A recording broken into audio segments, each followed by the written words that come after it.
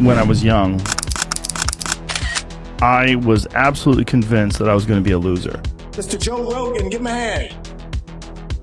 Let's take this guy who's never even thought about being a commentator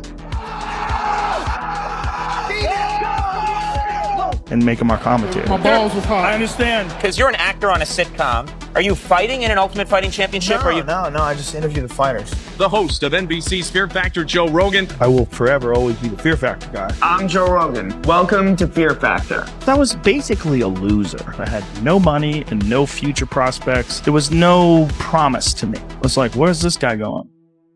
New Jersey, 1967. O Joe Rogan cresce num lar bastante conturbado e violento. Damaged shit came from my real father. My real father was crazy. He was like a psychotic person. Is there a violent person in there? Oh yeah. Yeah, there's a lot of violence in me for sure.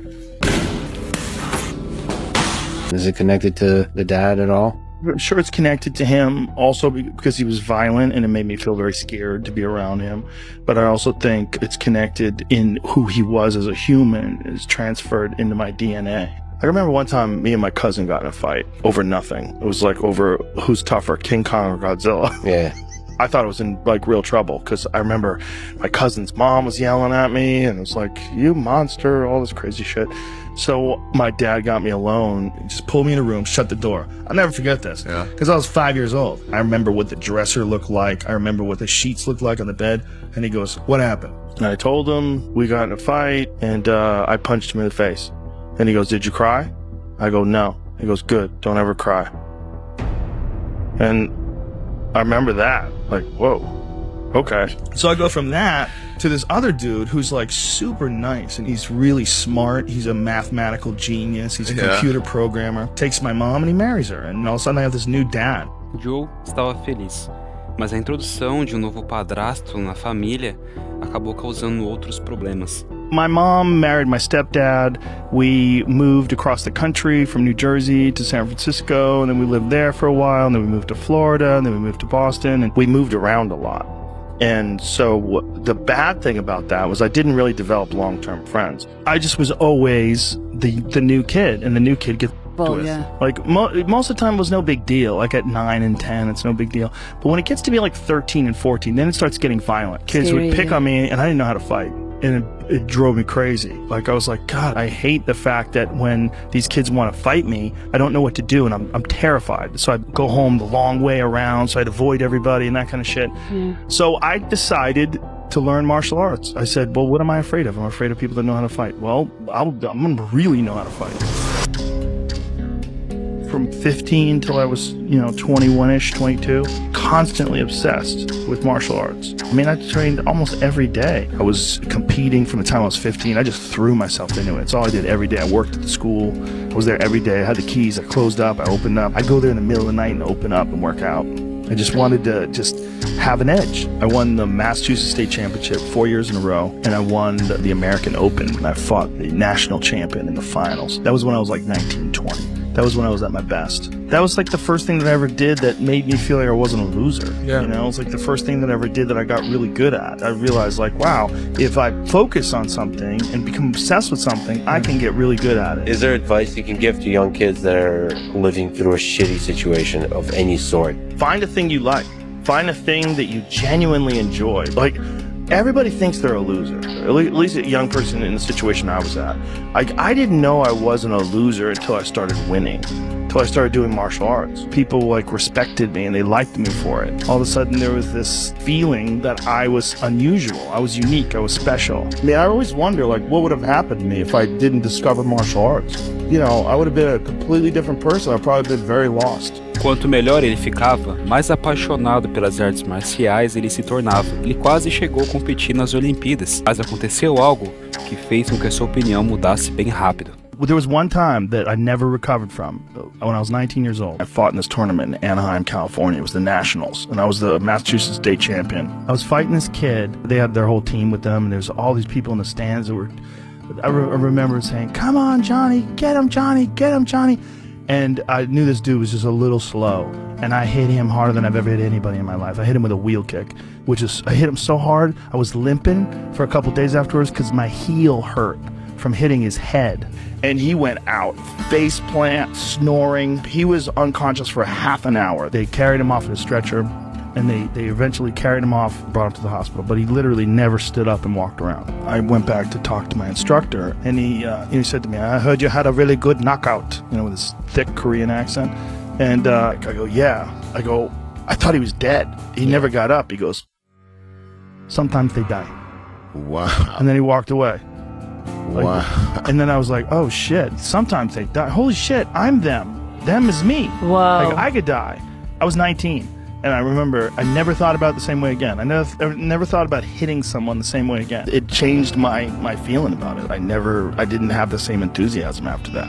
That was probably like the beginning of the end for me. Ele não queria mais ser um lutador profissional, mas graças a essa sua fase nas competições, ele descobriu uma outra paixão que se revelaria em seguida. We would go to compete, or we would be about to spar, and I would be the guy who would make everybody laugh. Because everybody was so nervous, because it was scary. You beat the shit out of each other, Because we were like on a bus driving to New York together to go get kicked in the face. And Trying to laugh. I would just make jokes, because it's very likely that one of us might get knocked unconscious. You were fighting, and then your pal talked you into becoming My a friend stand-up comic. Steve Graham, literally grabbed me by my shoulders and said, "You should be a comedian." So then what happened? I went to an open mic night. I can't even hear the word marriage. It comes out of a girl's mouth, my brain just shuts off. It's like, marriage, click. Every word after marriage is... Ele estava completamente obcecado pela comédia, assim como pelas artes marciais. Só que tinha um problema. Era um pouco mais difícil do que ele esperava. The adrenaline rush of doing stand-up was unexpected. That's why it freaked me out, because I didn't think I was going to be so nervous, and I was shitting my pants. I just didn't have a background in performing. It was so crazy. I was so nervous about it, but I had fought like 100 times.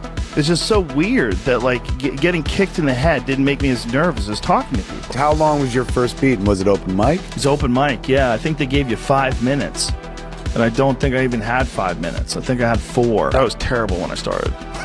Stand up? Yeah, they were awful. The stuff that I'd written. I even had a piece of paper that I brought with me on stage because I was terrified I was going to forget. Occasionally I had some good jokes, but I was bad at putting it together. But I didn't know how to write. Depois de alguns anos tentando fazer dar certo o ramo do comediante, ele estava realmente precisando de grana. As an early comic, so broke. Just barely eating enough. I would get gigs at Dangerfields in New York City. Because Dangerfields, you get a free cheeseburger. So I would take gigs just so that would be my dinner. I knew that I had food. Logo ele percebeu que a melhor chance que ele tinha era começar a atuar. E aos 28 anos de idade, ele conseguiu uma oportunidade numa série chamada News Radio. Why don't you fix it over there? Because the light's better over here. Damn, everything's better over here. I remember the first day on the set of News Radio. I'm like, how did I get on this show? And then all of a sudden I'm on this show with Phil Hartman and Andy Dick and Dave Foley. I'm like, this is crazy. Like, I've been acting for all of 4 months ever. I did one terrible TV show. Yeah. And here you are. 2 acting classes. I didn't know what I was doing. I didn't know where upstage was. I was on television. They're like, "Joe, could you move 6 inches upstage?" I'm like, which way's that? Mesmo com a falta de experiência na atuação, News Radio foi um grande sucesso, tendo 97 episódios durante 5 temporadas.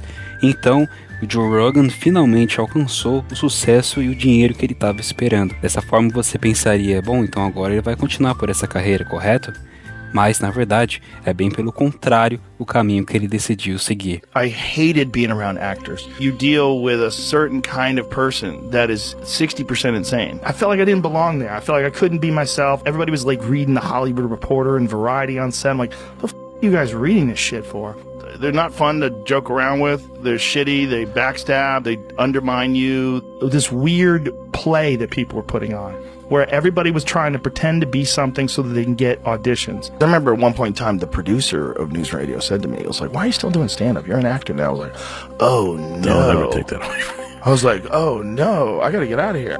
Mesmo que atuar fosse o que mais pagasse na época, ele queria fazer o que ele gostava de fazer com as pessoas que ele gostava de conviver, mesmo que isso significasse ganhar menos dinheiro. I'm looking at the plug, the thing that you're here to promote tonight. It says the Ultimate Fighting Championship. Thanks, Bruce. I'm back here right now backstage. I'll be interviewing the fighters as they come out of the octagon. I started in 1997. I was the post-fight interviewer. That was, it was just a position that was available, and the UFC was very small back then. Very few people knew what it was. They didn't give me any instruction. Nobody told me what to do. They just said, do you want a gig interviewing the fighters after the fights? I was like, sure. I've always listened to my own instincts in terms of like, what do I enjoy doing? Whether or not it's a good career move or not. Like, the early days, MMA wasn't a good career move at all. Explain this to people that don't know. Ultimate Fighting, you can do whatever you want. Not anymore. No, it's not exactly that way. What Ultimate Fighting is it's in a cage. It's in an octagon. And it's like a combination of boxing and The minute wrestling. you say it's in a cage, you lose people's respect. But why? It was so rinky-dink. Like, we would go to these like half-filled high school auditoriums. There was no referee, there was nothing. It was terrible. What it was at the beginning was human cockfights. Human cockfighting. It's sort of like human cockfighting in my view. The people that I was working with, they would talk to me about it like I was doing. They were like, why are you doing this? You go into Alabama to do some cage fighting commentary? Like, what are you doing? If it gets out of hand, it's very safe. I mean, no one in all the... What's up? Even though it wasn't affecting my career in a good way, I was still into it. And I was loving that this new thing was around. So I was happy to be there. Yeah. There was no money to be made. Right. There was no money for the fighters. I mean, it wasn't I wasn't getting screwed. It was just, that's all it was. If I could do a comedy gig, I could make like $2,000 for a weekend. Right. So I was like, why am I doing that? When I can make $2,000, I'm making like $1 instead of $2. So it was just costing me money, and it just got to a point where it was too much of a pain in the ass. And so I still remained a fan, but I backed away. Então ele voltou a fazer o que ele já sabia e o que ele amava fazer. What's happening, you cowboys? Em agosto dos anos 2000, Joe voltou a fazer comédia e ele lançou dois especiais que fizeram muito sucesso. Por exemplo, I Gonna Be That Soon. Com isso, veio várias oportunidades. I'm Joe Rogan. Welcome to Fear Factor. Fear Factor, Fear Factor. Fear Factor, I will forever always be the Fear Factor guy. I came into this meeting, I was high as and they were telling me what they wanted to do. And I was like, what are you going to do? You're going to make people eat animal. You're going to stick dogs on people. You're going to throw people off buildings. This is the most insane idea for a television show I've ever heard. This is going to be canceled immediately. And I'm going to have all this material about, remember when I used to host Fear Factor? I want to feel it. Don't touch it. Whoa! Rabbit! No. And it was a giant hit. It was a giant hit. Huge show. And like immediately it was a hit. I was like, this is so stupid. This show is so stupid. And there was a couple of times where I told them, don't do it. I went to the producers. I'm like, don't do this. What were they? One of them was bull riding. Okay. They were going to have these people ride bulls. Okay. And they're in the cage, right? And they're bang, bang, bang, bang. They're trying to get out of the cage. I'm like, don't do this. I'm like, don't do this. We just rolled the dice. They rolled the dice. Was everyone okay? Everyone was okay. Luckily. O maior benefício que ele teve do programa foi que deu para ele liberdade financeira. It was good because it was money. That's what it was good for. It was good because I didn't have to worry about money. Because I don't have like extravagant tastes. I'm not too ridiculous with money, but I like feeling like I don't have to worry. So it gave me money where I had money squirreled away. I was like, ooh, I can relax now. Now I just do what I want to do. And what I wanted to do was like these MMA shows. Truly is an honor to welcome back to the broadcast team here in the Ultimate Fighting Championship, the host of NBC's Fear Factor, Joe Rogan. O UFC estava tendo problemas financeiros e isso chamou a atenção de dois empresários, os irmãos Fertitas, qual eles compraram o UFC e colocaram Dana White como o seu CEO. So when we bought the UFC was based in New York. So after we bought the company, I jumped on a plane and I flew out here and I had to go through the office and figure out what I was going to bring to Vegas and what I was going to leave. They had tapes piled up to the roof. So I'm in there with a VHS popping all these tapes and seeing what was what. And I pop in a tape and it's the Keenan Ivory Wayans show. And he's got Joe Rogan, who was the Fear Factor guy at the time. Yes. And Joe Rogan was talking about how badass UFC fighters were and what they would really do to some of these karate guys that were in movies and shit like that. And I was like, man, this guy knows what he's talking about. He's smart, he's funny, he's articulate. I end up reaching out to Rogan. He's awesome. We hit it off. I was talking to him about fights going on in Japan. I'm like, have you ever seen Sato fight? Do you know do you know Sakura? Do you know this guy? And I was bringing all these names.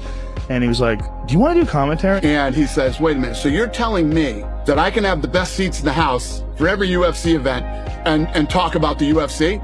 He's like, I'll do that for free. And I said, look, just get me there, get me my friends' tickets, and I'll do it. And then I just became the commentator. Sobre a liderança de Dana White e os irmãos Fertitas, o UFC se tornou um negócio triunfante de sucesso.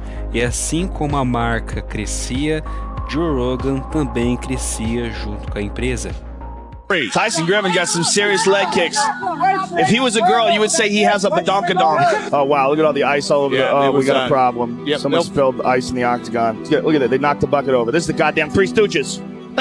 What are you freaks doing? This is Joe Rogan doing play-by-play of ice. Short black trunks for Jones, white trunks for Goosemouth. Or black guy Jones, white guy Goosemouth. That was said by Joe Rogan. I love the media and I love everything about this sport. I love you, Joe Rogan. I love you, Joe Rogan. Love you, Joe Rogan. I freaking love you, Joe Rogan. I love you too, buddy. Welcome back, and I can't wait to see you fight for the title. What's up, Train by day, Joe Rogan podcast by night, all day. Espera um minuto. E que ele acabou de falar? We are broadcasting live. Hello, Em 2007, um comediante chamado Tom Green começou um projeto pessoal experimental na sua casa. O objetivo era fazer um estúdio onde ele pudesse operar online direto da sua residência. E ele chamou o Joe Rogan para participar, já que eles eram amigos próximos. Tonight on the show, talking about comedy, Fear Factor, YouTube feuds, Ultimate Fighting, and taking your calls from video streams. Joe Rogan is here. It really is different, you know, than television. This is way better. It's like radio, but it's like television. Your show in 2007, when I went on your show, that was 100% a major inspiration for me to do this. Because I remember thinking, oh my God, he figured it out. You had a whole internet service provider set up at your house. Like you could have run like a network in 2007. I remember very clearly like sitting next to you on that chair going, dude, this is it. Like, this is it. All you have to do is figure out how to make money with this. You just need to keep doing this. We need to figure out how you make money from this. Yeah, you said that on the show, which was hilarious, and then you figured that out. Yeah. Depois de aparecer no programa do seu amigo, Joe tentou fazer isso por conta In própria. the beginning days, it was all just comics. And we would just get together and get high and just talk shit. Like, that's what we would do anyway. And I was like, why don't we like film this? And when I first started doing this, it was in my living room with my friend Brian, and we did it on a laptop. We just initially started doing it with just a webcam on a laptop, and that was the early days of it. And there was no aspirations. There was no like, one day this is going to be huge. It was just for fun. In the beginning, I just did it because that's what I wanted to do, and no one was listening. Even my friends, they were telling me how to edit my show. They're like, you should edit that. No one's going to listen to 3 hours. I'm telling you right now, no. I go, why? He's like, because people are not going to listen to it. I go, they don't have to. I go, you listen to part of it. He goes, just do it. Just, I'm telling you, trust me, cut it down to like 45 minutes. That's all you need. And I'm like, no, I don't think you're right. I go, I like listening to long form things. No one has that kind of time. I go, okay, I'm just going to keep doing it this way. I'm not making any money doing this. It was just for fun. I love that. It was just fun for years. For years and years. I did it just with no money. Joe insistiu na sua ideia e continuou fazendo um podcast, mesmo família e amigos duvidando dele. E assim como no taekwondo ou na comédia, ele melhorou muito com o tempo. About 5 years in, then it started making money. And then it was like, oh, this is a business. I remember very clearly, I was on stage once in Chicago. I was doing the Chicago theater. I'm like, how many people listen to the podcast? And they went nuts. It was like, yeah. And I was like, oh. Like, I thought there was this like thing that I'm doing where, you know, a few people are paying attention. I don't even know back then, I never even knew what the numbers were. I didn't even care. Cresceu tanto que se tornou o podcast mais visto do mundo. Ele entrevistou todo tipo de pessoa, de músico, cantor, ator, empreendedores, cientistas. Todo tipo de pessoa já sentou naquela cadeira para trocar ideia com ele. When I listen to a good podcast, I feel like I'm in the room. I feel like I'm in the room and I'm like the friend that got to sit down and listen. It's got to be real. It's got to be authentic. And when it is authentic and it's real, it resonates with people. Like they're listening and they go, oh, like I'm locked in with the way you're thinking.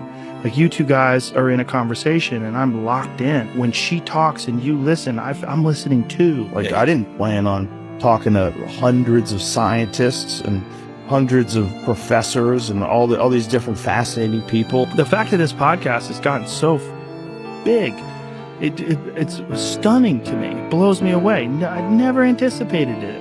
Never thought for a second that stupid thing that I used to do in my couch, in my office, was the biggest thing I've ever done in my life, by far. O que começou como um simples hobby se tornou o principal projeto do Joe Rogan. Mas, com grandes poderes, vem grandes responsabilidades. Spotify podcasting giant Joe Rogan. Joe Rogan is publicly apologizing. After a number of artists, including Neil Young and Joni Mitchell, pulled their music from Spotify. The artists say they're protesting the platform due to Rogan's Spotify podcast, saying he's spreading misinformation. The podcast has been accused of spreading dangerous misinformation. Do I get things wrong? Absolutely, I get things wrong, but I try to correct them. Because I'm interested in telling the truth. I'm interested in finding out what the truth is. There's a mass amount of attack on you. Outside of being a public persona, outside of being a comedian, podcaster, you're also a human being. So how did you walk through that fire? Because you seem to do it with grace. I use mushrooms. There's a great benefit to going through anything difficult. The great benefit is it gives you an opportunity to grow. Gives you an opportunity to express yourself under pressure, to show your character, to show who you truly are, and it gives you an opportunity to see how you handle a very difficult situation. I'm a big believer in, as much as I can, to spread positive energy and joy and happiness and relay all the good advice that I've ever gotten. And if they can benefit people, then I find that those things benefit people that actually improve the quality of their life or improve their success. I'm very happy to do that. That means a lot to me. Most men live lives of quiet desperation. It's one of my favorite quotes ever because it's true.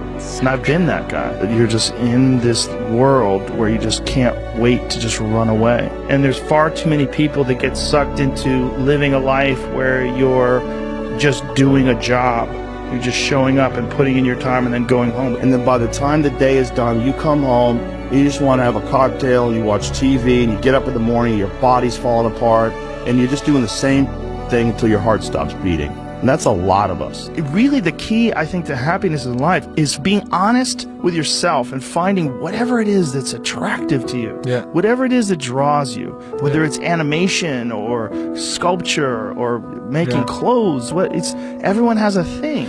It's a really crazy life if you follow your passions. Yeah. And it's a crazy, boring life if you don't. Pretendo postar mais vídeos como esse. Se você gostou, por favor, curte, se inscreva no canal e deixe um comentário para que eu possa estar sendo incentivado a estar continuando e fazer mais conteúdos dessa forma.